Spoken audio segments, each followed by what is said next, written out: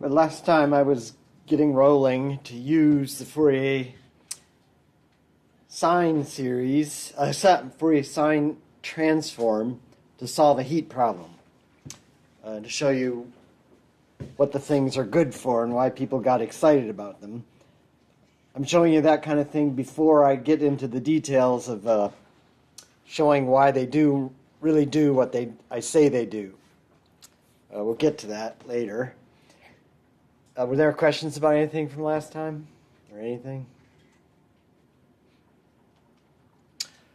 So there's the definitions of them. And we were motivated by the Fourier integral formula and by considering what happens when a given function is even and odd. Then we realized there was a related transform that had pretty fascinating properties. And the most fascinating property of these transforms is that if you apply them twice, you get back to your original function, which means so you jumble up the function with a cosine or sine, and then you do it again, and it unjumbles it. That's kind of mind-blowing. And that's the miracle of the Fourier transform, basically. But it's particularly symmetric and appealing in this case of sine and cosine transforms. So let's see. I started writing out the important properties there.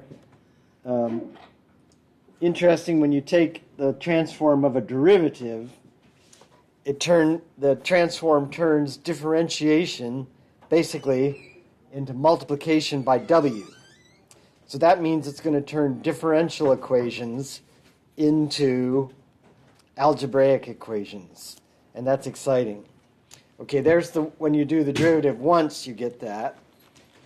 When you do the derivative twice, so notice that it switches.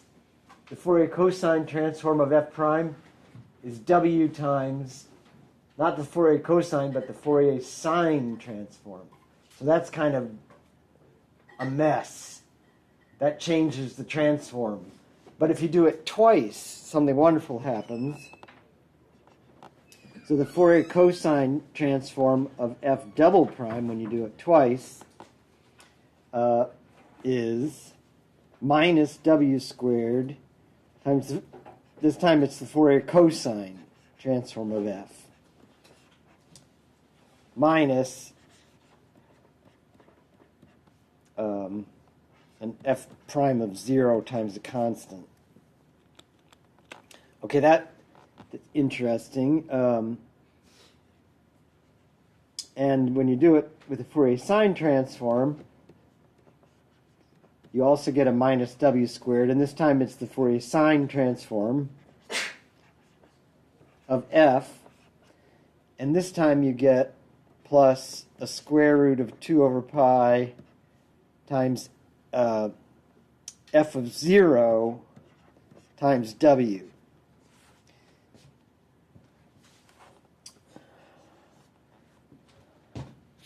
Okay, and this is a very much like the Laplace transform. It's going to look like the Laplace transform, and those things at the other side there, that kind of is begging to use them when there's an initial a condition at 0, like an initial condition. But we're going to apply the transform in the space variable, not the time variable. So this one is going to be useful if the boundary condition is an insulated end. Because then if it was insulated at the 0, then the gradient, the derivative of the function, would be 0 in the space variable. So this one is going to be good for insulated end.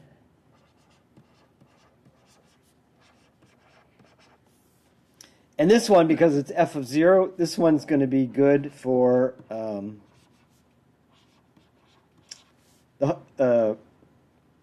iced end, kept at 0 degrees. that's the homogeneous boundary condition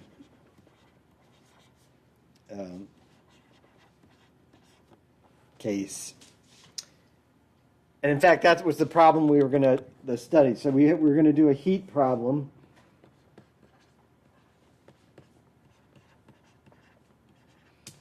I'll do a real one today. So let's see. I've got a hot wire.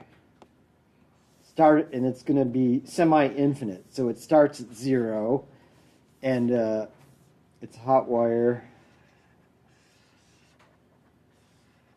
from 0 to infinity.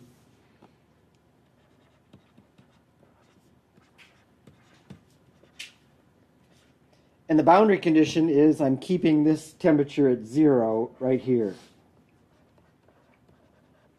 So the temp is held at 0 at the left endpoint. Okay, and here's the x variable. And we're going to have an initial condition. So let's see. We have the heat equation, namely du dt. I'll take the c to be 1 now, equals du dx squared. That's the PDE, which is the heat equation.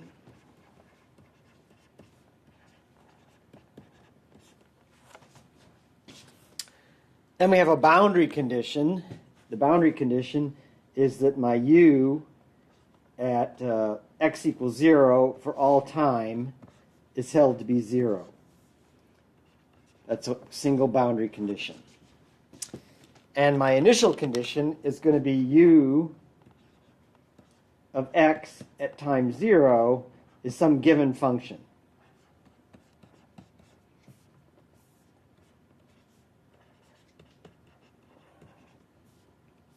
And that's the initial condition. So that's the basic math problem that we want to solve. And so the big idea, because of that, because the boundary condition is homogeneous, that the second transform equation is going to be useful. So this is sometimes called a homogeneous boundary condition, because if you add two solutions that satisfy that boundary condition, the superposition would also satisfy it. That's what the word homogeneous means there. Okay, so I'm going to take, let's take f of x to be something very specific. Let's see, I'm going to take it to be, here's 0. I'm going to take it, here's 1 and here's 2. It's going to be 0 until I get to 1, and then it's going to be 1 from 1 to 2, and then it's going to be 0 after that. That's going to be my f of x. So let's see. This is a graph of f of x, and that's 1 right there. So let's see. F of x is going to be equal to 0 for x less than 1. It's going to be equal to 1 for x between 1 and 2, and it's going to be equal to 0 for x bigger than 2. And of course, the jumps, it doesn't really matter what it's going to be. You can make it be anything you want at jumps. We know that these Fourier formulas, the inversion formulas, the thing is going to go to the midpoint of the jump, no matter what we tell it, the value is at the jump. So they're kind of irrelevant. Okay, so that's going to be my initial temperature. And the big idea was to slam this PDE with the Fourier sine transform in the space variable. Apply the Fourier sine transform in the space variable x.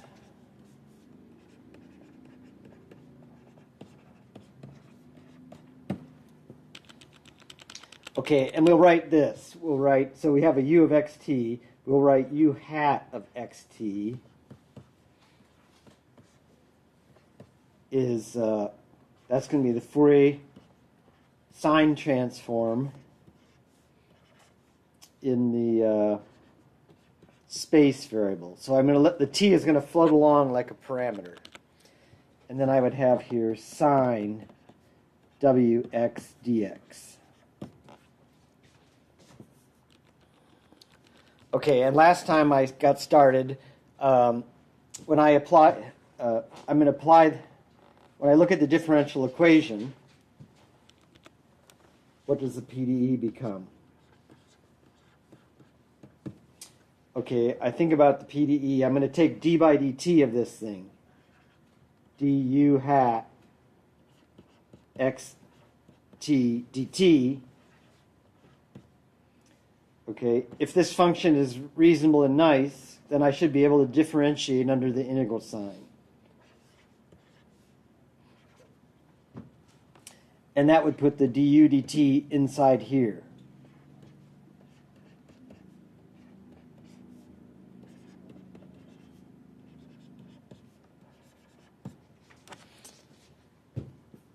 And this thing satisfies the heat equation. So this du dt is equal to d2u dx squared.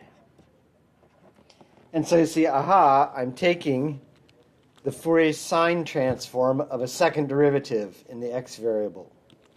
And so we know that this thing, okay, so that's the Fourier sine transform of the second derivative at w. And we have that formula that I put at the beginning. That's equal to minus w squared, the Fourier sine transform of u, that's the u hat thing, of w, minus, what was it? No, it's plus. I think I screwed this up. I put a minus last time by mistake, and I fixed it in the notes afterwards. But that second one was plus the square root of 2 over pi. Let's see, it'd be the value of the thing at x equals 0. The t is just a parameter, so I let it float, times w. And the reason I chose that second one is because this is going to be 0. Otherwise, this would be a pain in the neck. So that's exactly why I didn't choose cosine. I chose sine. This is why we chose the Fourier sine transform instead of the cosine transform.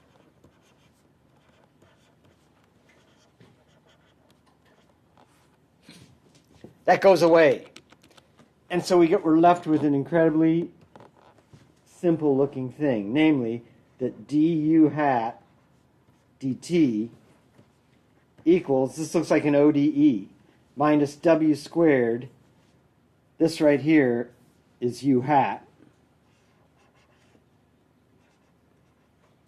of wt.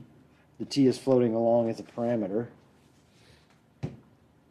And so it's du hat dt equals minus w squared times u hat. Put that in a big red box. That's like an ODE with a parameter, with what du dt is that? We know how to solve that from freshman calculus. That's exponential decay. Okay, so it's kind of a fake ODE with a parameter floating along, and the solution is u hat equals a constant. I'm going to leave a space there, times e to the minus w squared t.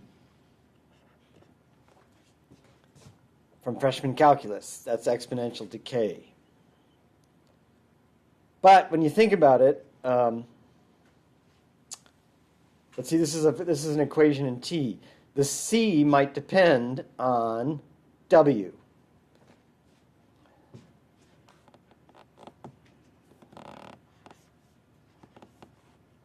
So you got to think for a second here. The C might be different for different W's. So it might depend on W. Okay. So this looks like an easy ODE, and it is kind of. It's an easy ordinary differential equation in T.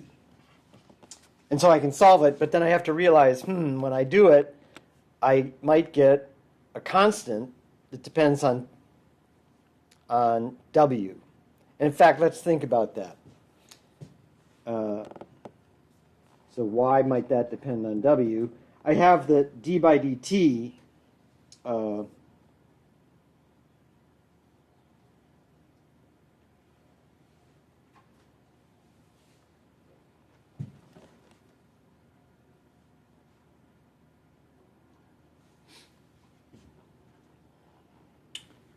let's see.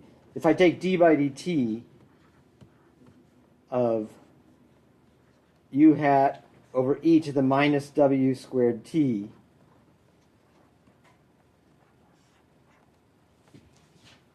that's equal to 0, because that top thing is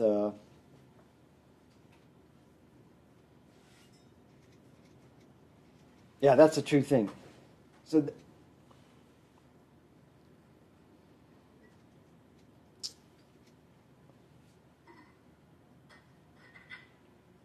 that's identically equal to 0. So that means that u over that function is a function of the other variable. So u hat over e to the minus w squared t is a function of the other variable, w.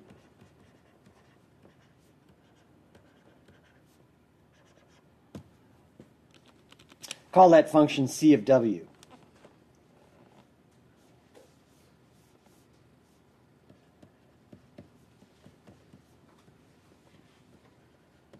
So what I claim is that what we get when we solve that simple ODE and think about it a little bit, we get that u hat of wt is an arbitrary function of w that we need to determine somehow times e to the minus w squared t.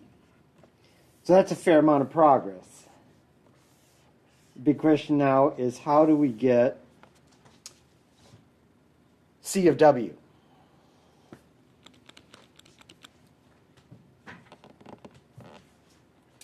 So how to determine, let's see, we've used the boundary condition, we've used the PDE. The only thing we haven't used is the initial condition. Use the initial condition. Because then I'll stick a t equals 0 in that equation. And it should, hopefully it's going to spit out what I need. So I use the initial condition. The only thing I haven't used yet.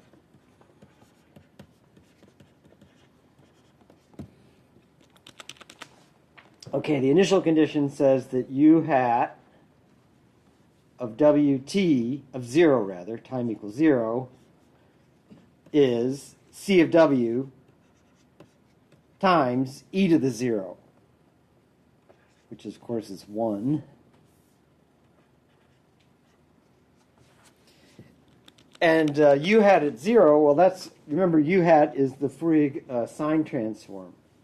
So u hat at w comma 0 is the Fourier sine transform, integral from 0 to infinity. And at time equals 0, the u function is the initial function. So this would be u of x at 0. That's the f of x.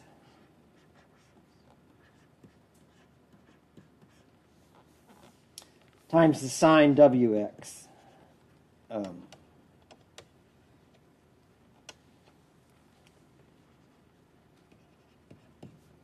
Dx. Okay, we know what that is. That's what is that? That's That's the sine transform of the f of x.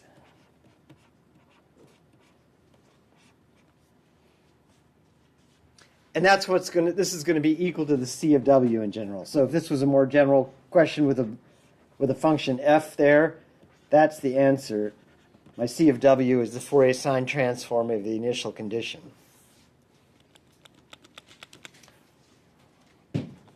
Okay, so make a note of that.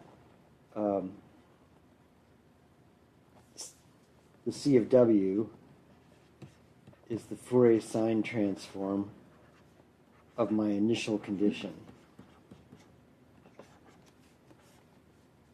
I guess I'd like my boxes to be red. Okay, let's calculate it now. So this is an easy one to calculate. I chose these functions because the calculations are easy. So let's see. The function, remember, was 1 from 1 to 2 and 0 everywhere else. So this would be just the integral from 1 to 2 of the function 1 times sine wx.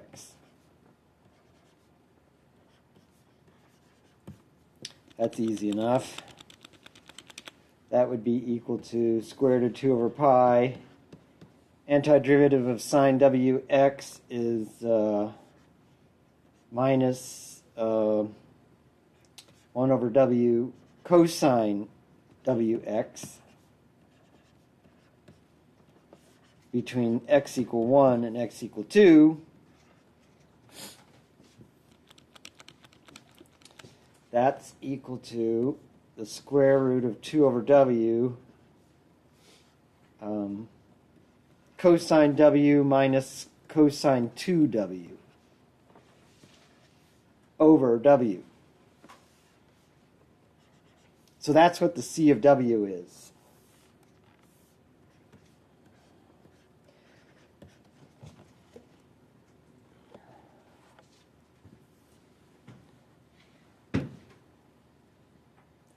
Okay, so I'll leave that as CW for now. Remember what I've got now. I have u hat of WT is that C of W times e to the minus W squared T, where C of W is equal to this.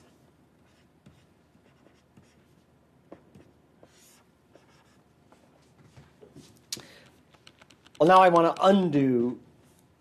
So finally, I undo the sine transform.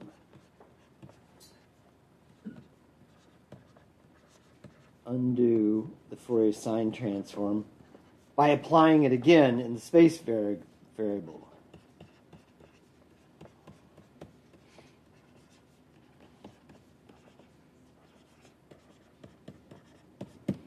Okay, so my solution is going to be u of xt is going to be the Fourier sine transform of this thing.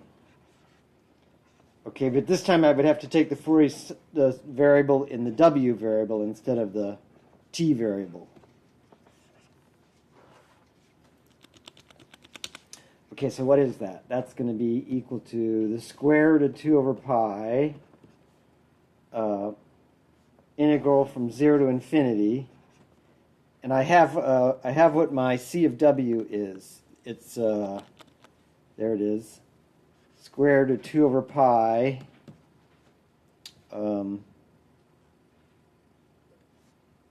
cosine w minus cosine 2w over w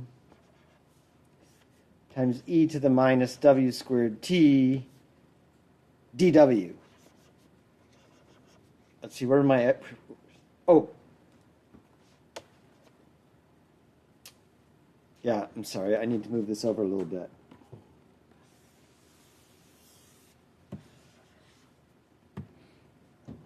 I haven't done my sine yet. So let's see. That's the C of W. And now I would do the transform. I'd put here sine W times X dW. I want my x variable to come out on the right, and my w, I'm integrating with respect to w now. When I undo the transform. So I'm applying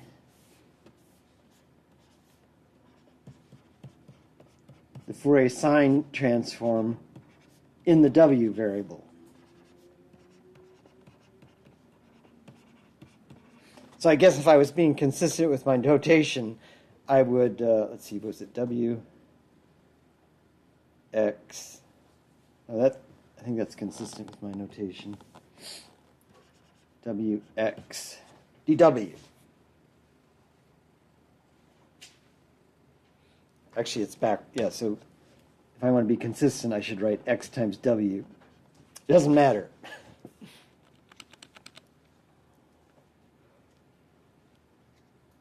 Okay, notice the t is floating around like a parameter, and now the x is going to spit out as a function.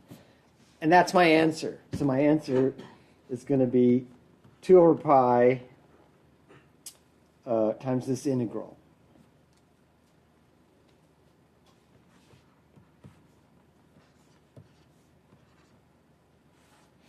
And the interesting thing is that's not so bad. I mean, in fact, it converges incredibly fast to something that you can verify solves the problem. So it is an integral, which is kind of a bummer. I'd like a function. But it's an integral that converges rapidly and that you can analyze. So now that we have the solution, let's forget how we got it. We felt like we might have been doing something questionable while we were doing it, but we get this explicit thing and play with it. We can show that it actually works. Now that I have here, I like to write wx instead of xw. Okay, so let's think about this thing. How wonderful is it?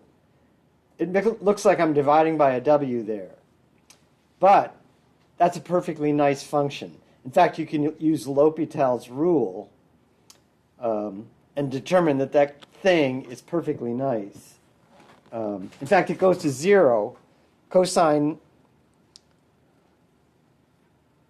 are bounded by 1, and I'm dividing by w. So as w gets big, that goes to 0 as w goes to infinity. And e to the minus w squared t goes to 0 incredibly rapidly as w gets bigger. And sine is just wiggling between minus 1 and plus 1. So that integral converges extremely rapidly. So in fact, let's think about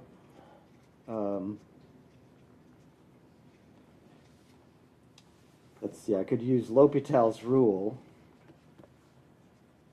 Shows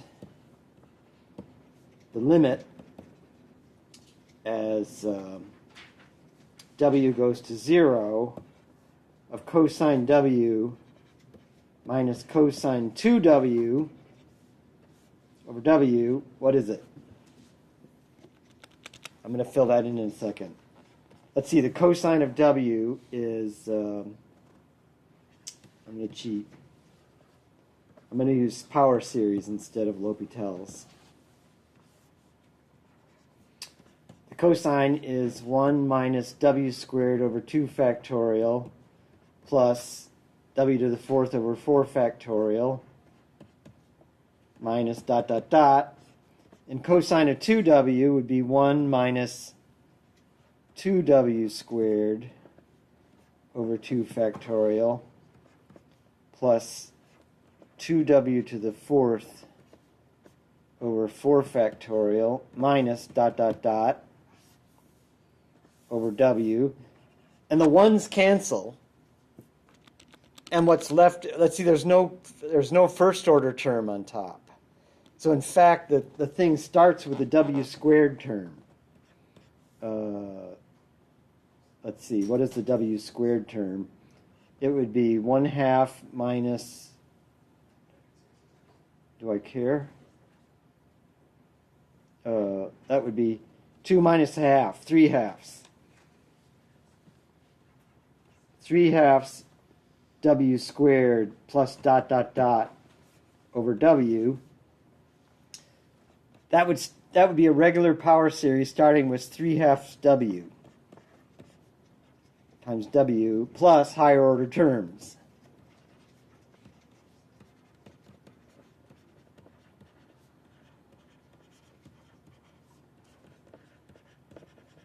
And in fact, that power series has the same radius of convergence. It converges for all W unequal to 0. That means the radius of convergence of that power series is infinite. So 8 radius of convergence of this series here is infinite. So it's just as good as e to the x and cosine x and all of your favorite functions. And it's 0 at 0.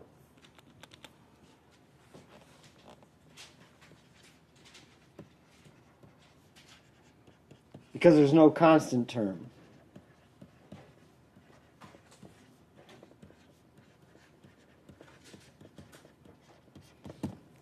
So if I had used L'Hopital's rule, I would get a big fat 0 here. It'd be pretty easy. But in fact, that thing is infinitely differentiable because it's equal to a power series, and the power series has an infinite radius of convergence. So it's an incredibly nice function at even as you go to 0. And also, notice that cosine W minus cosine 2W over W goes to 0 as W goes to infinity.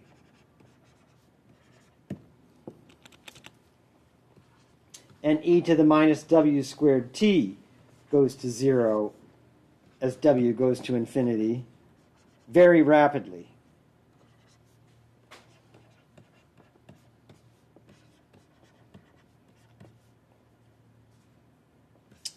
When t is bigger than 0. T equals 0 is going to be kind of an issue for us. I'll demonstrate that in a second.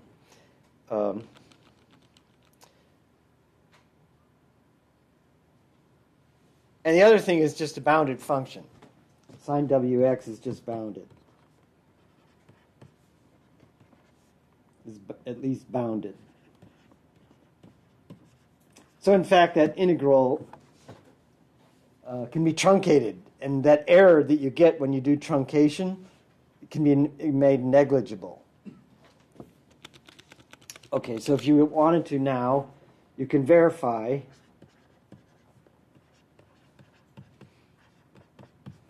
that this really is a solution.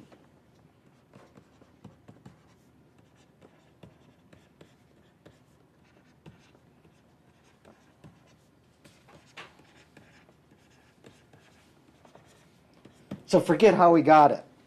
That's a typical thing you do, that the people who use these things in real life do. They use them to get the answer, and then they, if there's something they didn't think was allowed, then this is the moment it says, who cares, because we found a solution. This really solves the problem. And in fact, so I think I'll put it into Maple next time to verify what does the solution look like. It's going to spit me out something. Okay, and here's the thing. From 1 to 2, it starts out, of course, nothing can be this temperature. There's no such thing in nature of something that jumps temperature like this.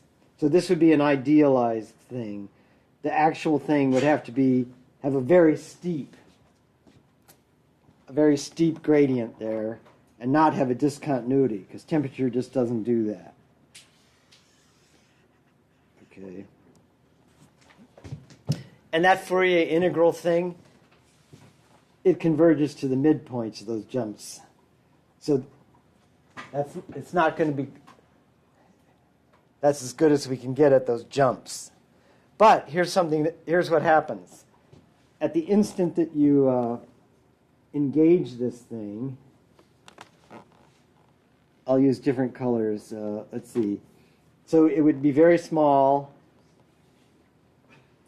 and then it would very steeply go up, and it would be smooth.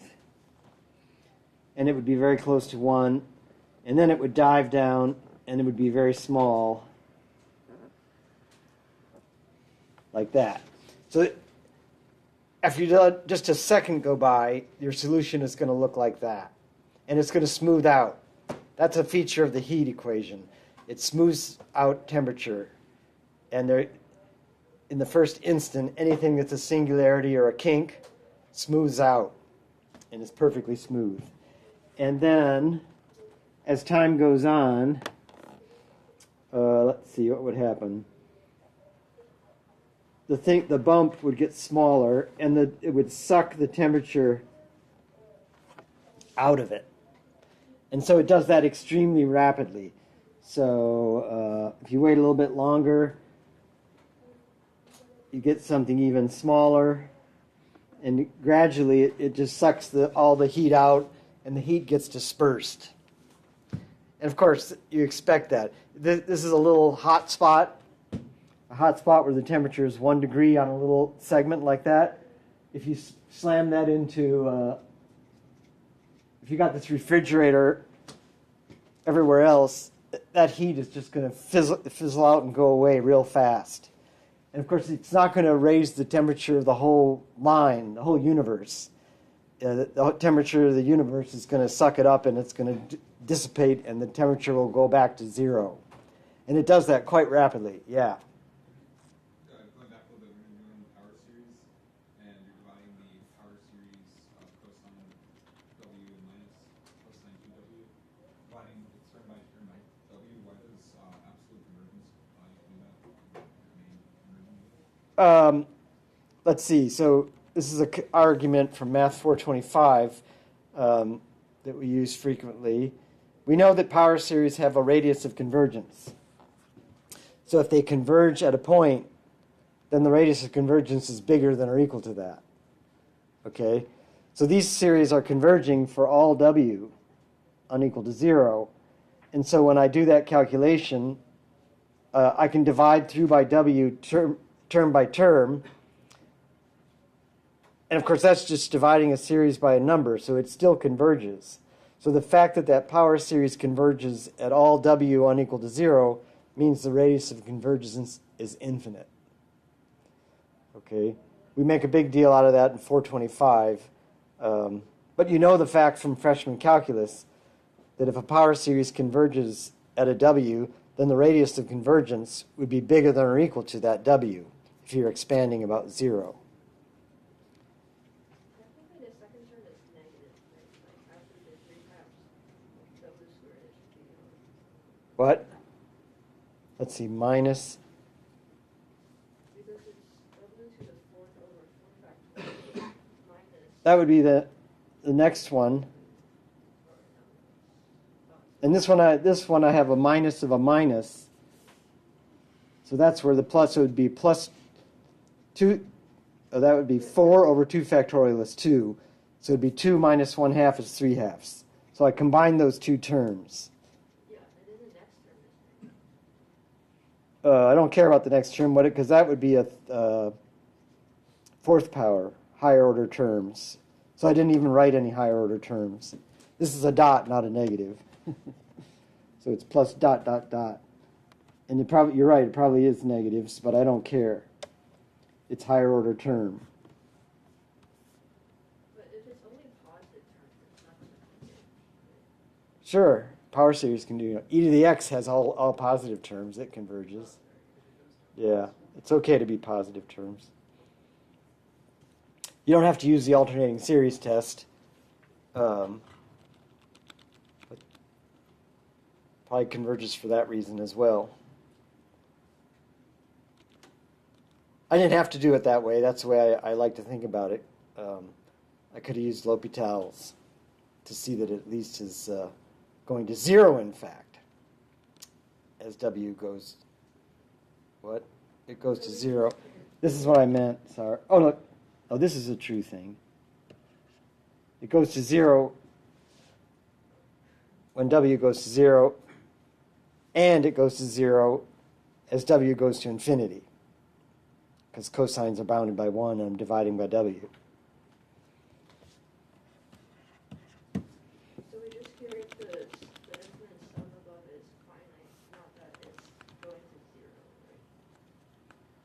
It converges, so it doesn't. Nothing blows up, and it that's a power series. If I'm just analyzing the behavior at 0, all I care about is that it goes to 0 at 0. Yeah, but like looking at the power series, it's not clear that it's going to 0 as Dublin listed. No, that wouldn't be clear at all. But you know how cosine behaves. What's interesting is that from the point of view of power series, that shows that thing is infinitely differentiable, and all the derivatives would be bounded as you go to 0. That's kind of a nice thing to know. So it's a very nice function, and putting it inside the integral, especially when you put it next to an e to the minus w squared t, makes it converge very fast. Let's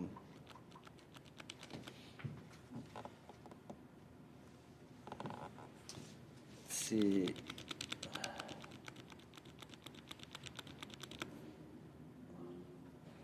So the thing to note here, if I did this in Maple, which I'll do next time, the heat gets sucked away very rapidly. Because those e to the minus something squared t kills it really fast.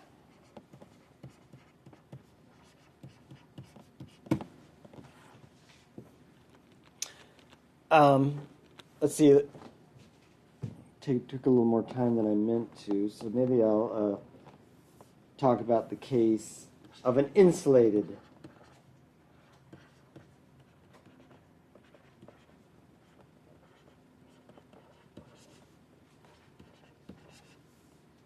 there's going to be a homework problem where you'll have to think about the insulated end problem.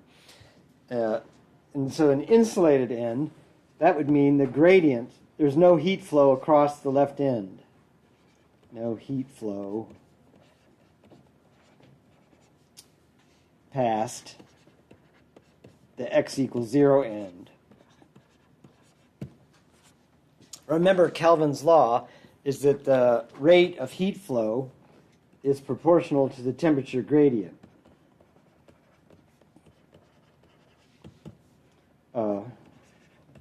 The rate of heat flow. And remember, I motivated this in the past. It's a minus constant in this Kelvin's law, because if it was hot on one side, the heat would flow toward the cool side. So it's minus a constant times the temperature gradient.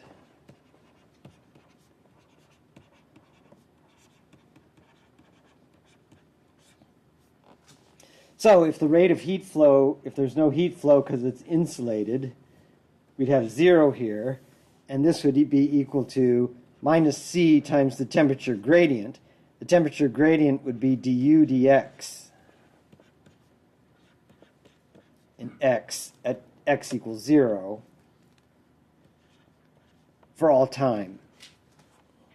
Okay, so that insulated end boundary condition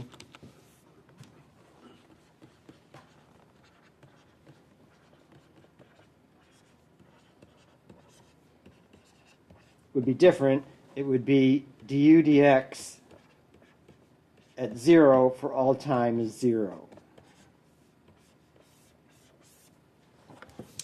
Okay, and that means instead of using the Fourier sine transform, it's better to use the Fourier cosine transform.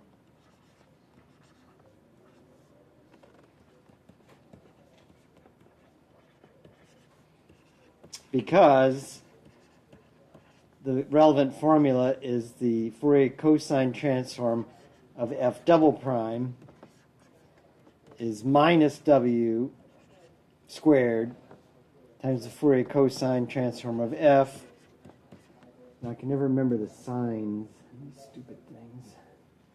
I'm going to give you a formula sheet for all of these things, so you don't have to commit these things to memory. Minus, it's a minus, square root of 2 over pi, f at 0. F prime at 0. So if we have that condition being 0, f prime being 0, that's the boundary condition, equals 0. And so that term goes away and makes the whole thing just as elementary as the previous example. And you get a formula in the end involving a cosine instead of a sine in that spot. Otherwise, it's very similar. Questions or anything? Oh, let's see. Well, the next time I'm going to describe the complex version of the Fourier transform. And it's just like with Fourier series.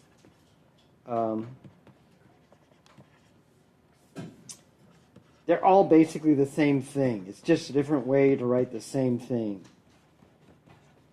But the complex version is often easier to write and often easier to manipulate and understand. So the complex Fourier transform, I'll summarize what the basic things are going to be. We'll write f hat of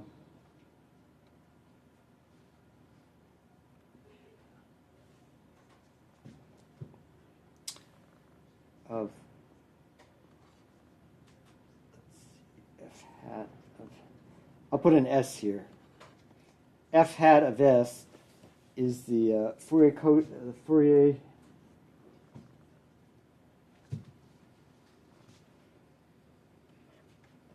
Stein puts the 1 over 2 pi right here. So the complex Fourier transform is going to be the integral from minus infinity to infinity of f of t e to the minus I s t dt.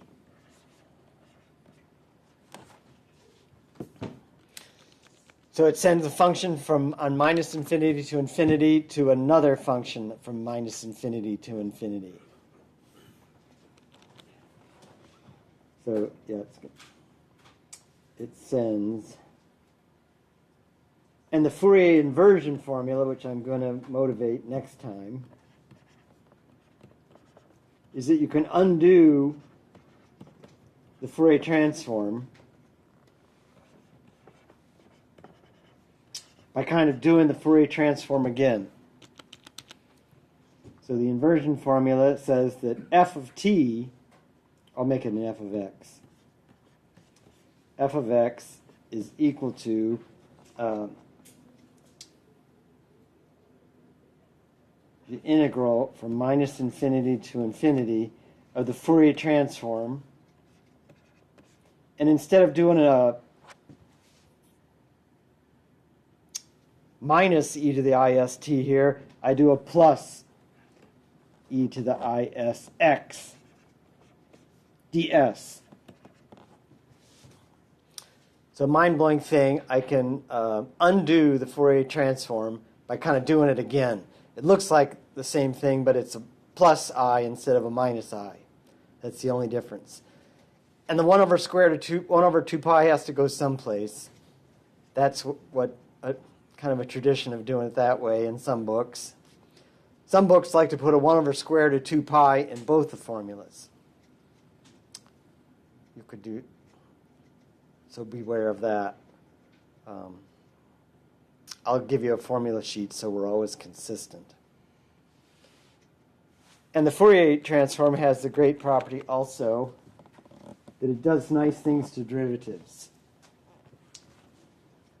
Okay, so let's write f hat of s is the Fourier transform of f.